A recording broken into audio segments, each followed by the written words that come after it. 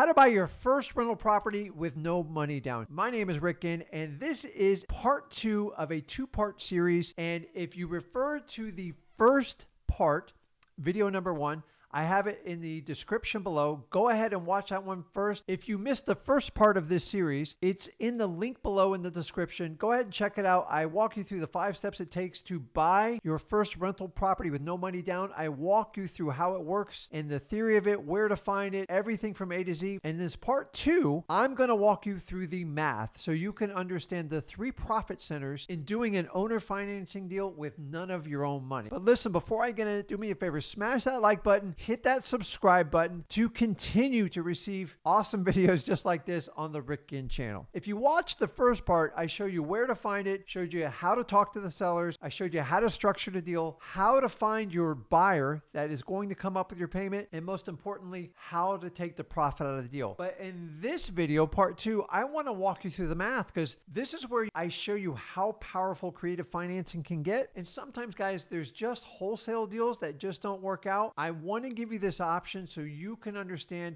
how you can start building a rental portfolio even if you have no money. Guys, I've used this technique plenty. It works today. It worked back in the day, and I'm telling you, it's never going to change. Go ahead and implement these strategies. So let's get into it. So as I told you, there's going to be 3 ways to profit from a creative financing strategy on owner financing. And remember, there's so many other ways. If you want to learn more how to do this, go over to freewholesaling.com. I teach you many more strategies along with how to get started in wholesaling. So let's dive into it and share the numbers with you. We have 3 profit centers. Now my handwriting's brutal, but it is. So number 1 is basically, so we already have an agreement with the seller. And I showed you that in the first part of this series of how to buy a property with no money down for your first rental property. Let's do some examples and numbers so I can walk through it. So you agreed to buy the property from the seller on terms on owner financing for $200,000.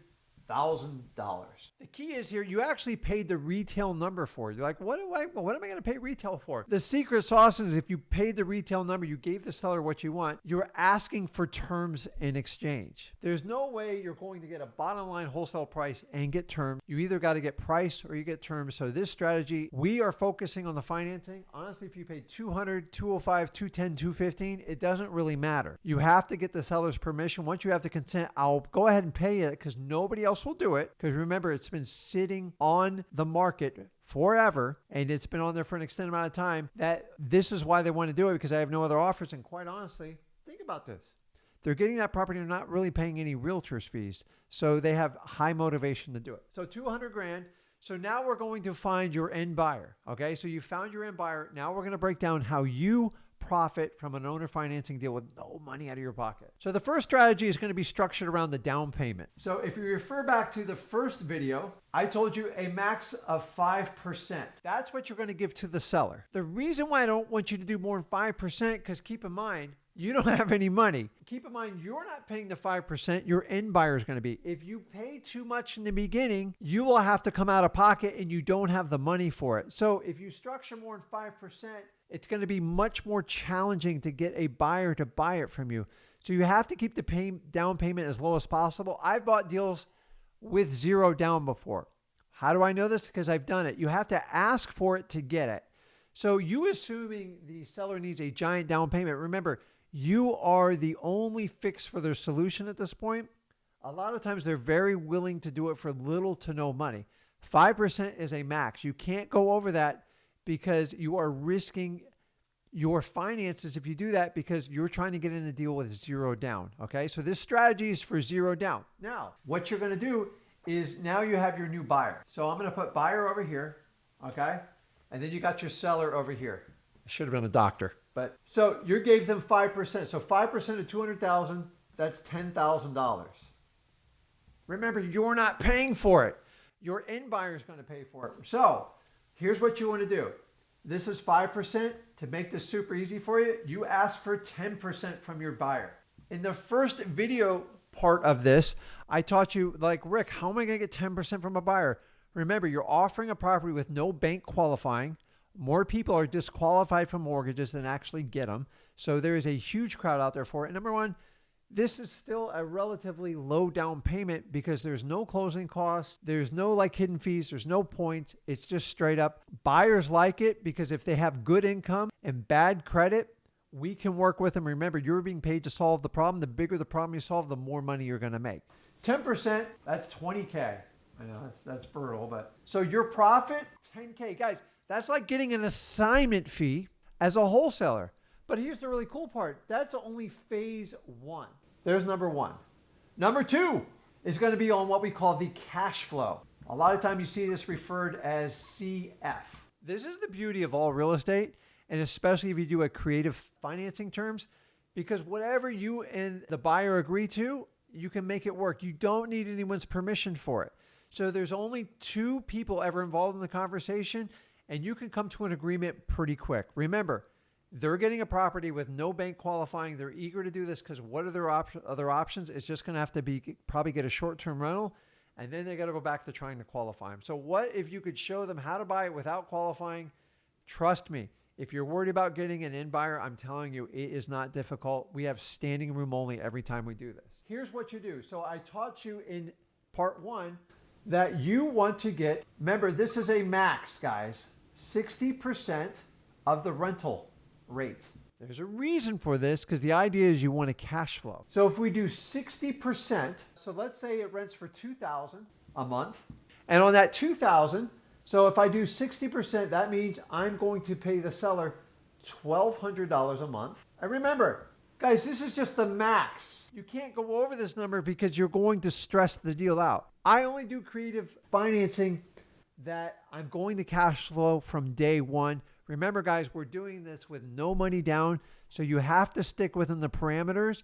Otherwise, you're going to have to find someone to go out and pull money out, and that means you're not really buying a deal with a zero down, so we have to stick to the rules. $2,000 a month, $1,200, that means 40% of that's going to go to you. 6 times, that means $800. I'm a conservative guy, so saying there's a hiccup on a rental or something like that, I'm going to knock this down to $600. That's your cash flow per month. Now at $600, remember our original agreement was for 72 months, and then you're going to make your end buyer 1 year shorter in case they default or they can't make regular payments, so you have time to resell the property or extend your contract with your seller. Don't ever match up 72 months to this side. So on this side, I'm going to put 60 months. So I took 800 down to 600. Maybe you got to do some like minor stuff to help out the house. I'm just being conservative. 800, that's great. So 600 times 60 months, guys, that's $36,000. But we're not done there yet. Because guys, that's 5 years. And as long as they made on-time payments, you're good to go. But it doesn't stop there. Let's go to phase 3. Phase 3, when you actually sell the property. So in this 60 months, your end buyer is going to go and get traditional financing. If they don't, you can extend this and you can actually increase what the rent is and even get more cash flow. I like to work with the end buyers. I want them to win.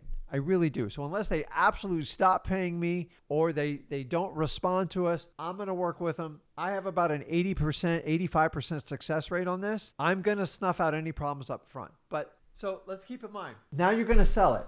So we bought it for $200,000 from the seller. It's real simple. Your in contract price with your new end buyer is you're just going to raise it about 10%. Minimum.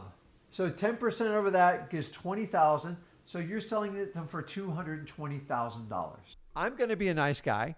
And if my end buyer makes on-time payments every month for 60 months, I'm going to give them a bonus credit at the closing. When I do that, I'll probably give them $100 a month times 60. That's $6,000. I rather get the on-time payments and get them incentive. My agreement reads in my contract, as long as they make on-time payments every month, then I will give them a credit back towards it. So if they do that, we take off $6,000. That nets the sale price to $214,000, which gives you another $14,000. We got $10K, okay? That's your down payment, the difference between what you paid the seller and that. You just double it, really easy. The cash flow, 60%, guys, 60%. That's the max you're going to pay. I've paid much lower. So I'm paying the owner $1,200 and I'm collecting $2,000. We're getting $800 cash flow a month. I'm knocking it down $600 to be conservative in case there's a payment missed or anything like that. Maybe there's a minor repair and you got to take care of it for the better of the house. Maybe you have to cover insurance and credit back, whatever. I like to be conservative so I don't overinflate these numbers. But either way, that still gives me $36,000. And then we finally sell it, assuming they make on-time payments that has a value to us. That gives us another $14,000. So $10,000 plus $36,000 plus 14. I'm no mathematician, but 10, that's $60,000. I can't make this stuff up. By doing this deal, you have put $60,000 into your portfolio. You understand why creative financing is so attractive. I know it seems a little bit intimidating up front, but in part one, I showed you how to go find them, how to have the conversations with the seller, and how to structure the deal. If you could just put one of these in portfolios, how much would it change your life and your family's life? The idea of real estate is to work smarter, not harder. You get paid up front, just like you were a wholesaler. You get cash flow every month, and then you get a final exit price. The key to creative financing is to find deals with like no money down. And the most important way, why I like you doing it, because if you don't put money into the deal, by the way, you're going to put $100 into it, guys. Okay? And we call that EMD. But within 30 days, you're going to get 10K. Honestly, you're going to make $9,900. I apologize. I was off by $100. $59,900. You understand what I'm saying? And the reason you're able to do this no money down, because the $10,000 you're going to give the seller, you're going to have a 30 to 60 day grace period to make that payment, which comes from who? Your buyer. Guys, if you want to do a no money down and put 60 grand, 40, 50, 60 grand in it, it's so much better than just taking a straight up like wholesale deal. And here's the really cool part. This seller was not interested in doing a wholesaling deal. So once we know they're not going to do a wholesaling deal, it's not set up for it, you just need to switch your hat and open up your mind. And this works out for so many people. I just want to run you through the math because there's a lot of information in the part one and the part two. If you guys can wrap it, there's 3 ways to really profit almost off any creative financing deals. And that's why they're so attractive. So many of you guys just struggle trying to locate it. Go to part one. I'll show you how to do it. Guys, tell me what you think. Are you doing creative financing deals? And this is a simplified version, and there's so many ways to do it. That's the exciting part about creative financing. And I want you to learn how to do this. Don't let a deal get stopped just because it doesn't fit wholesaling. Maybe they owe too much money. Maybe they just want more. And the key to these houses, I buy nice houses in nice areas. If it needs a complete rehab, this strategy does not work. So go online, find deals like this, go back to the part one, review that, review the math again, and then you can test this formula out. And remember, you're looking for people that have no other options. That's why they do this deal, because you're solving a problem for them. And as we have market shifts and we shift in a down market, this is going to become a very, very powerful strategy. Guys, let me know in the comments if you want to use this creative financing technique to buy your first rental property with no money down. Do me a favor. If you like this video, click that like. Make sure you hit that subscribe button. And this is Rick Ginn, and I'll see you in the next video. Thanks.